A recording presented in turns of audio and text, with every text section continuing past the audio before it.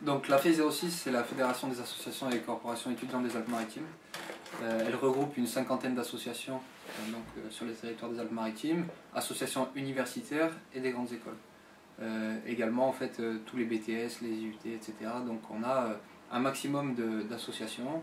Notre but c'est à la fois de les former à être le plus efficace possible en termes de vie étudiante, mais également de stimuler un peu ce réseau associatif de manière à avoir un département le plus actif sur divers champs. Donc, dans la profession de foi de l'équipe 2011-2012, que j'ai l'honneur de présider, on a différentes thématiques.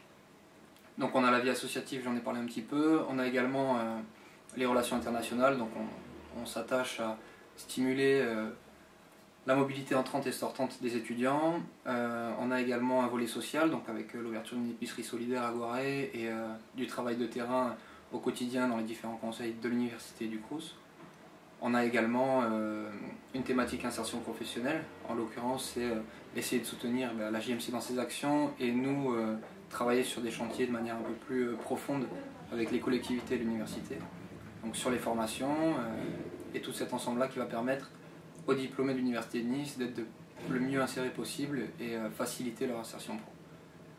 Alors on a tout un tas de thématiques que je vous invite à retrouver sur fe06.com. Pour ma part, je suis président de l'association depuis juillet, donc c'est un plaisir et un privilège. Moi je suis étudiant, donc doctorant en sciences de gestion, et j'étudie donc, je travaille sur un doctorat sur l'implantation des entreprises dans la plaine du Var, donc une thématique qui est assez intéressante.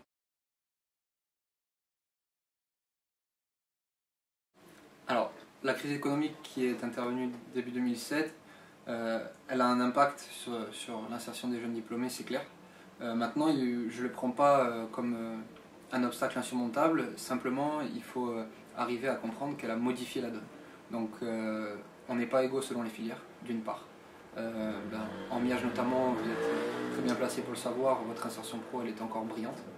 Maintenant, il y a des filières où c'est beaucoup plus complexe, et à ce moment-là, on compte sur l'adaptabilité des étudiants au marché et il faut effectivement se concentrer sur ses qualités et plus sur des objectifs précis en termes d'insertion pro pour pouvoir s'adapter un peu à la donne du marché en attendant de meilleurs temps et pour éventuellement retourner sur ses objectifs initiaux. Alors la situation elle a été compliquée par la crise de 2007, on en a parlé auparavant. Maintenant la donne change, le marché s'adapte, les étudiants aussi. Les filières et les formations aussi, c'est l'avantage d'être sur un territoire qui est dynamique, avec des enseignants-chercheurs dynamiques, qui savent répondre en permanence aux exigences du marché, et donc qui adaptent leur formation.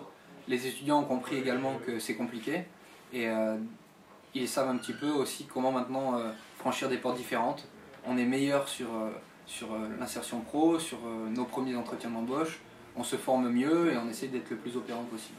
Ce qui fait que la situation est plus concurrentiel, mais pour autant on s'en sort pas beaucoup moins bien, on arrive à tenir le cap, sachant que les diplômes et un diplôme à Master 2 au moins protègent quand même grandement d'échecs en termes d'insertion.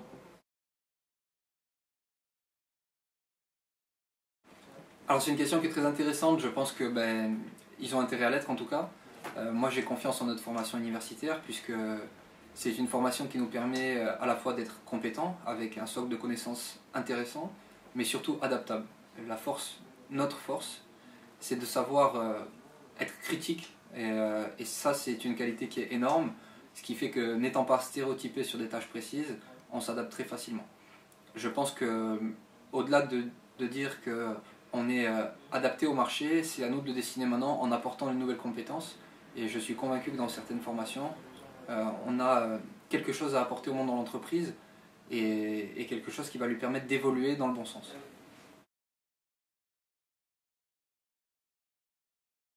Alors, sans aucune prétention, en tant que créateur d'entreprise, qui est étudiant associatif depuis plusieurs années et plutôt en fin de parcours d'études universitaires plus qu'en doctorat, les conseils que je vais pouvoir donner, c'est d'une part, impliquez-vous dans votre vie étudiante un maximum dès le départ.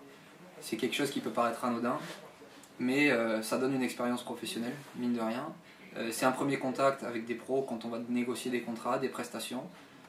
Ça impose une certaine rigueur. Également, je vais leur conseiller, au-delà de ça, de rentrer dans un aspect stage, même si ce n'est pas obligatoire dans le cursus, le plus tôt possible. D'avoir ce lien avec l'entreprise pour deux raisons. D'une part, la formation est complétée.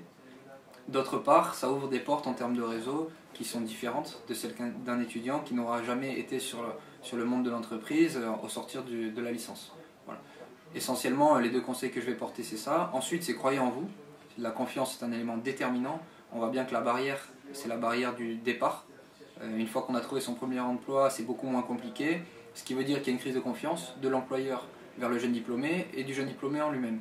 Donc il faut arriver à franchir cette barrière-là via ces trois éléments-là, la confiance, l'insertion professionnelle le plus tôt possible via des stages et s'impliquer dans un maximum d'événements associatifs et de vie étudiante auprès de sa formation, auprès d'une association pour pouvoir être le plus efficace possible le plus tôt.